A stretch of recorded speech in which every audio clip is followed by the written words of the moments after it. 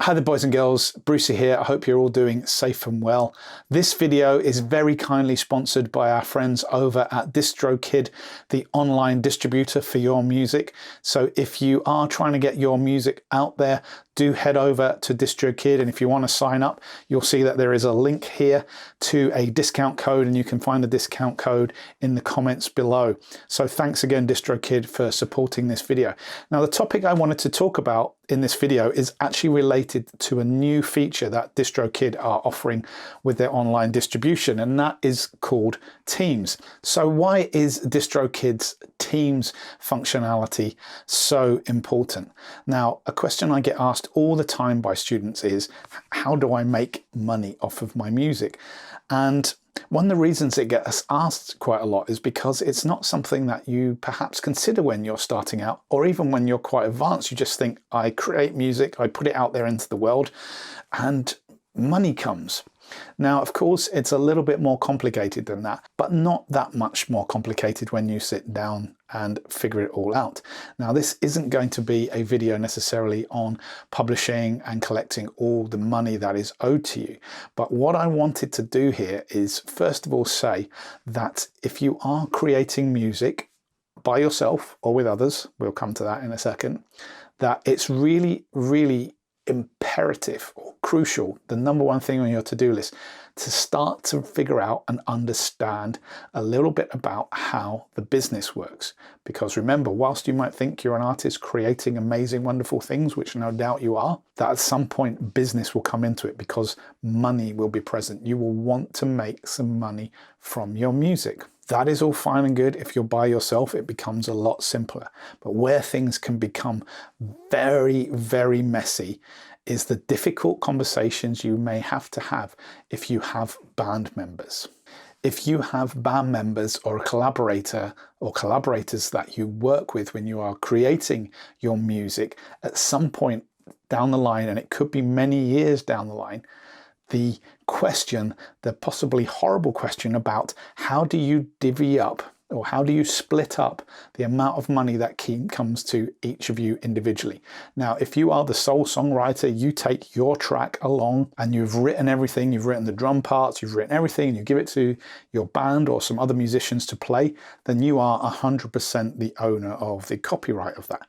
But let's say you have a writing partner. Why this becomes really important, and it can become a very, very difficult conversation, is that if you are starting a band, if you're young or even old, starting a band and you're all out there and you've got 4 of you and you get together and you're having a rehearsal and you're writing songs, you may not be thinking about the business side of things, because why would you? It's creative, it's fun. You really don't want to be tied down by these thoughts of splits or percentages. You know, you just want to be writing, you want to get out there.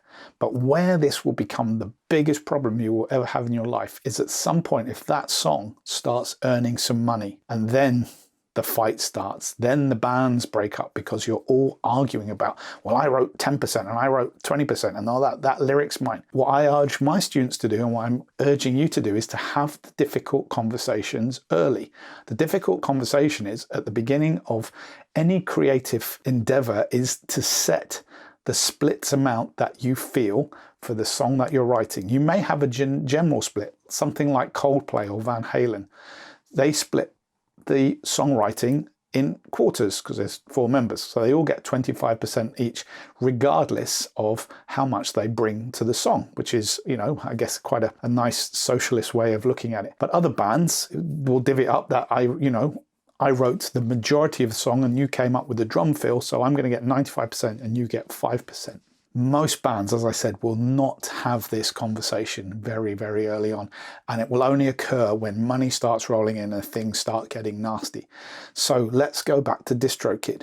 With the Teams functionality, you can add collaborators to a track as you upload it. Now that is a great thing, because what that means is you can sort out the money issues. You can have the money conversations because you have to. It's kind of forcing you to have that conversation very, very early on. And I think that is a really good thing. You also have the ability at times to change the splits if you feel that, you know, you started off at 50-50 and that's your generic split, but sometimes, you know, you go, well, actually, you know, I only wrote 30% of it, and you can have the other 70% if you are a generous person. So you can change these things. You can also add and remove collaborators at any time. I think that may be treading on dodgy ground. You have the power to remove someone else. I wouldn't necessarily recommend doing that. But where it is also a great feature is you can add, because you could create the song, get it out there and go, well, you know, actually I have another collaborator and I want to add them into the mix.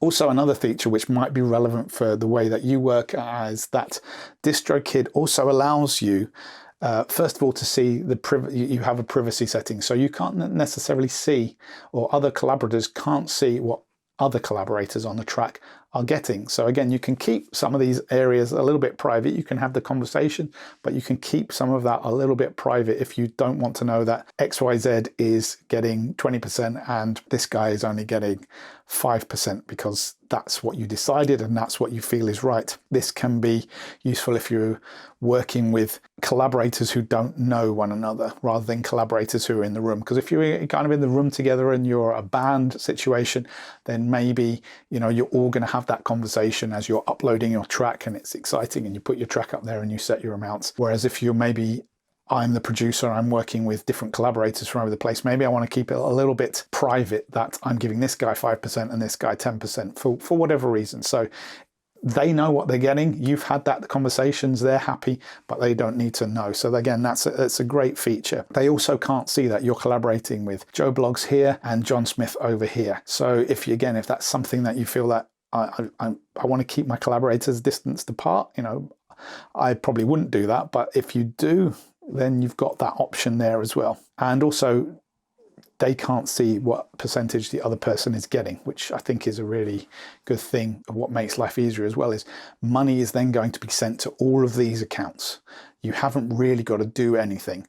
It's not messy. DistroKid are going to sort that out. So Joe Bloggs is going to get his 10% of your earnings from streaming or wherever sites you have your track listed. And John Smith, he was over here a minute ago, but they've switched around, is going to get his percentage and he's happy. One thing to bear in mind though is if you are not already a DistroKid account holder, that you can create a collaborators account, and I believe it's just $10 to create that account. And then again, all that admin, all that stuff is going to be taken care of. You don't have to have a DistroKid account. You can just have a collaborator account, and then the money you earn from tracks that you've collaborated on will come straight to you. A couple of other things to consider is you can actually release your track without having a collaborator registered on DistroKid. If I've collaborated with Joe Bloggs, I need to meet this guy because I'm talking about him quite a lot. If he hasn't signed up for it, he doesn't want to spend the $10 or whatever, you still can set the split to the amount that he's going to get, his 10%. That will go into a pot, and DistroKid will hold that money until they either join or don't join. If they never join the sign up, you can reallocate that percentage back to you and either pay him directly, or if he's not that bothered or not that serious, then maybe you could keep it for yourself. But be careful on that one. The other benefit of this, and the other benefit of DistroKid at this point, is they give you 100% of this money. They never take a cut out of that. They get their money from your sign-ups. You and the collaborators and your band members get 100% of that money that comes to you. So for me, I think DistroKid's Teams function is a really useful, great function to have some of those difficult conversations really, really early on. And then you can supply that information to your publisher. You can supply that information to your PRO, and that makes it easier for when, for example, your performance royalty is collected. You don't have to keep having that conversation. And again, it forces you to have that conversation right at the beginning if you're a new artist or a new act, because it's something you have to fill in a form. And I think that's one of the things as well. If you're starting a new band, you're playing songs, you're playing gigs, you might be going 2-3 years before you even have to have this conversation.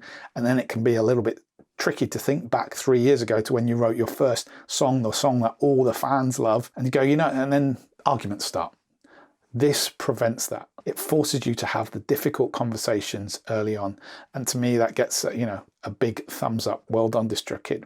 So there you go. If you have any questions about publishing or about royalties, please do send me a message in the box below. As I said before, a lot of students ask me these questions, so I feel that it's something that I need to be doing a few more videos on, so I will be doing in the future. If you do sign up to DistroKid as well, don't forget that there is a 7% off sign-up offer. Just click the link here and it's in the comments below.